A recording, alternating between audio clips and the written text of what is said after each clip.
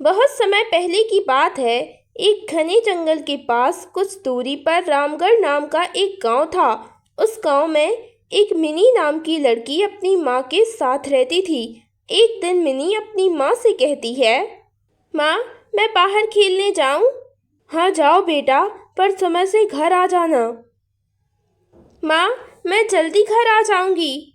Mini बाहर खेलने चली जाती है, लेकिन वह खेलने में इतनी मगन हो जाती है कि उसे पता ही नहीं चलता कि वह कब खेलते खेलते जंगल तक आ गई। जब उसने देखा तो कहा, अरे, यह तो मैं जंगल में आ गई। अब मैं क्या करूं? घर कैसे वापस जाऊं? मुझे तो घर का रास्ता भी मालूम नहीं है।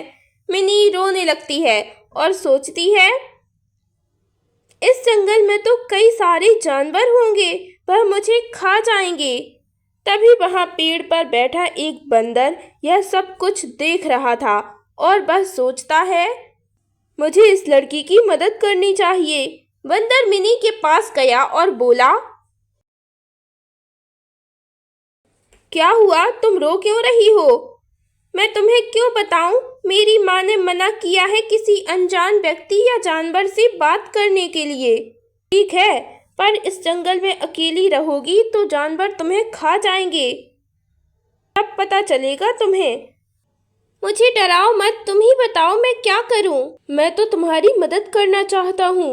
अच्छा ठीक है, बताओ तुम यहाँ कैसे आई हो? मैं खेलने में इतनी मगन हो गई कि पता ही नहीं चला कि मैं कब जंगल में आ गई। मेरी माँ मेरी राह देख रही होगी। मुझे तो अपने घर का रास्ता भी नहीं मालूम। कोई बात नहीं मिनी, तुम हमारे साथ रह सकती हो। मेरे दो दोस्त और भी हैं, हाथी और खरगोश। वह मेरे सबसे अच्छे दोस्त हैं। तुम भी हमारे साथ शामिल हो जाओ। मिनी बंदर की बात मान लेती है और कहती है, ठीक है बंदर भाई, जैसा तुम कहो। चलो मेरे साथ, मैं तुम्हें अपने मित्रों से मिलवाता हूँ। हाँ चलो बंदर भाई। बंदर मिनी को हाथी और खरगोश के पास लेकर जाता है और वहां पहुंचकर कहता है, देखो मित्र, मेरे साथ कौन आया है। यह लड़की कौन है बंदर भाई? हमने तो इसे पहले जंगल में कभी नहीं देखा। और यह हमारे इस जंगल में क्या कर रही है?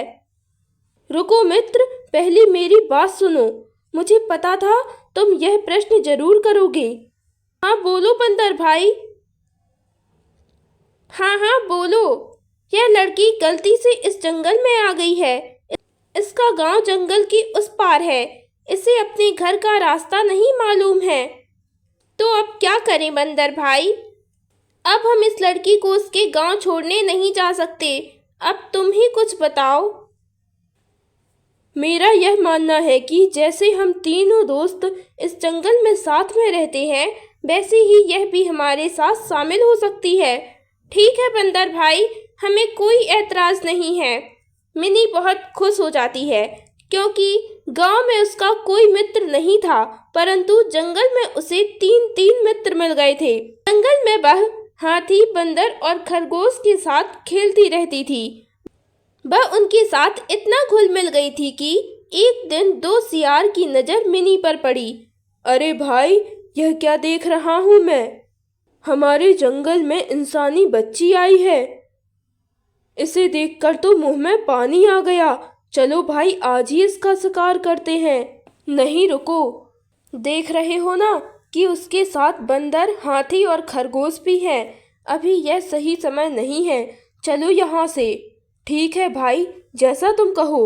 एक दिन बंदर ने एक भेड़िए को दूसरे भेड़िए से बात करते हुए सुना कि मिनी हमारे लिए बहुत अच्छा शिकार है। हमें जल्दी ही उसे खाने की योजना बनानी चाहिए। तभी दूसरे सियार ने कहा, हाँ तुम सही कह रहे हो, कल हम मिनी का पीछा करेंगे। बंदर यह सारी बातें सुन रहा था और सोचता है कि यह दोनों सियार मिनी को खाना चाहते हैं। मुझे अपने दोस्तों को जरूर बताना चाहिए। बंदर अपने मित्रों के पास जाता है और उन्हें यह सब बताता है।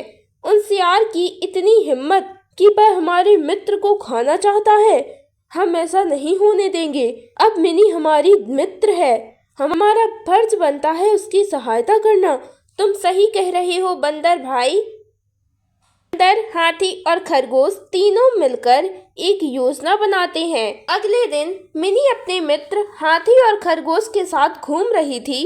तभी दोनों सियार कुछ ही दूरी पर खड़े होकर उन्हें देख रहे थे। चलो भाई, आज इसका पीछा करते हैं। हाँ भाई, आज तो मैं यह शिकार कर कर ही रहूंगा। दोनों सियार मिनी का पीछा करने लगे। तभी रास्ते में उन्हें बंदर मिलता है और कहता है, सियार भाई, आज तुम किसका शिकार करने निकले हो? हम तुम्हें यह क्यों बताएं? तुम हमारे रास्ते से हट जाओ, हमें शिकार करने जाना है। बंदर ने कुछ देर उन्हें अपनी बातों में उलझा रखा और बोला, अरे मुझे भी बता दो सियार भाई, मैं कौन सा तुम्हारे शिकार का हिस्सा मांग रहा हूँ? तुम हमारा समय बर्बाद कर रहे हैं ना। तुम हमारे रास्ते से हट जाओ, नहीं तो तुम्हें ही मारकर खा जाएंगे। अच्छा ठीक है भाई, जाओ अपना शिकार करो।